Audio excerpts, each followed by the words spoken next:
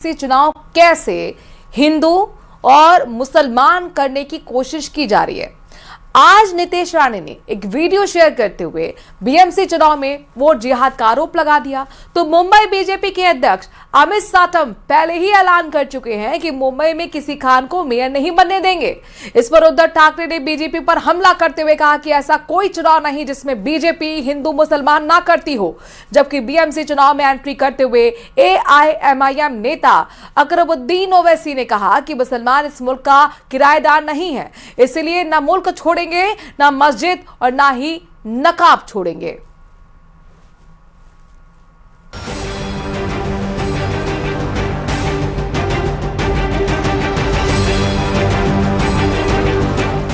मुंबई अपना नया मेयर चुनने वाली है। मुंबई अपने विकास के लिए अपने नुमाइंदों को बीएमसी के लिए चुनने वाली है, लेकिन चुनाव से पहले ही विकास टॉप का मुद्दा नहीं दिख रहा है। हिंदू मुसलमान, मराठी हिंदी, इसी पर भाषण हो रहे हैं, नारे दिए जा रहे हैं, घर घर जाकर इसी पर प्रचार किया जा रहा है। चार नंबर वोट दो, अदालत बंद कराने के खिलाफ वोट दो। ये वीडियो बीजेपी के नेता और महाराष्ट्र सरकार में मंत्री नीतीश राणे ने सोशल मीडिया पर जारी किया और पोस्ट में लिख दिया,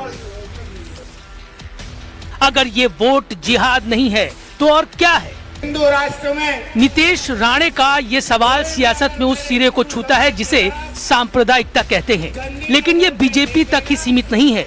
चुनाव बीएमसी का हो रहा है, मेयर का हो रहा है, और इसमें एआईएमआईएम बात लेकर आई बुर्के वाले प्रधानमंत्री की, और उससे भी आगे निकल गए असदुद्दीन ओवैसी के छोटे भाई अकबरुद्दीन ओवैसी। ना मैं अपनी मस्जिद छोड़ने तैयार हूँ, ना मैं अपना हिजाब छोड़ने तैयार हूँ, ना मैं अपनी बस्ती छोड़ने तैयार हूँ, ना ही मैं अपने मुल्क हिंदुस्तान को छोड़ने तैयार हूँ। ये मुल्क मेरा था, मेरा है, मेरा रहेगा।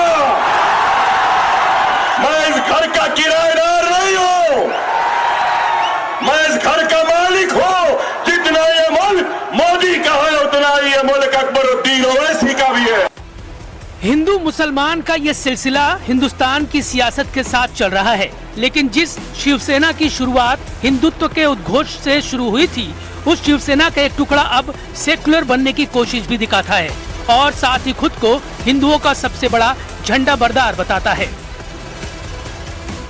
पिछले 60 सालों के इतिहास में, 65 सालों के इतिहास में महाराष्ट्र में कभी भी मुंबई में ये बहस नहीं हुई थी। मुंबई का महापौर ये मराठी था, मराठी ही रहेगा।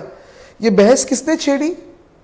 भाजपा ने छेड़ी। हम कहते मराठी होगा तो बोलते हिंदू होगा। तो फर्क क्या है मराठी और हिंदू में? क्या ये तो है ना कि मैं कहता हूं मैं मराठी हूं, मराठी बोलने वाला हिंदू हूं, देशभक्त हिंदू हूं, लेकिन देवेंद्र फडणवीस मराठी बोलने के बावजूद हिंदू नहीं है, मुझे पहली बार समझा।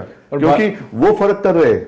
मैं कहता हूं मराठी महापौर होगा तो बाला साहब ठाकरे एकमेव हिंदू हृदय सम्राट, बिल्कुल, और वो भी मानते हैं। वो नहीं, ना ही उनके पहले ना उनके बाद में कोई हिंदू हृदय सम्राट बना नहीं, ना बनेगा। तो वो तो मराठी थे ना जी। मोदी को बचाने वाले बाला साहब ही थे ना हिंदू हृदय सम्राट, और वो मराठी थे। मैंने कहा ना उनके पास दिखाने के लिए ना ही मुंह है ना ही काम है। क्या उनको दूसरे के बाप की चोरी करनी पड़ती है, काम क्या दिखाएंगे? बात यही खत्म नहीं होती। एआईएमआईएम अगर मुसलमानों के मुद्दे पर सियासी किरदार बनाती है तो हिंदुओं के मुद्दे पर अपनी सियासी बिसात बिछाने वाली पार्टियां अब एक दूसरे से ज्यादा हिंदुओं के हितैषी होने के दावे कर रही हैं। वास्तव में राज ठाकरे, उद्धव ठाकरे ने कल की सभा में हिंदू के संरक्षण में ये मराठी मुंबई मुस्लिम मुंबई बन रही है, बांग्लादेशी अतिक्रमण करे, उस पर एक शब्द नहीं बोला। यानी बीएमसी के चुनाव में सिर्फ हिंदू मुसलमान ही अकेला हथियार नहीं है, महाराष्ट्र में बाहरियों का हथियार भी है। हिंदी और मराठी भाषा के भी तीर तरकश में मौजूद हैं और चुनावी युद्ध में हर कोई हर एक हथियार आजमा लेना चाहता है।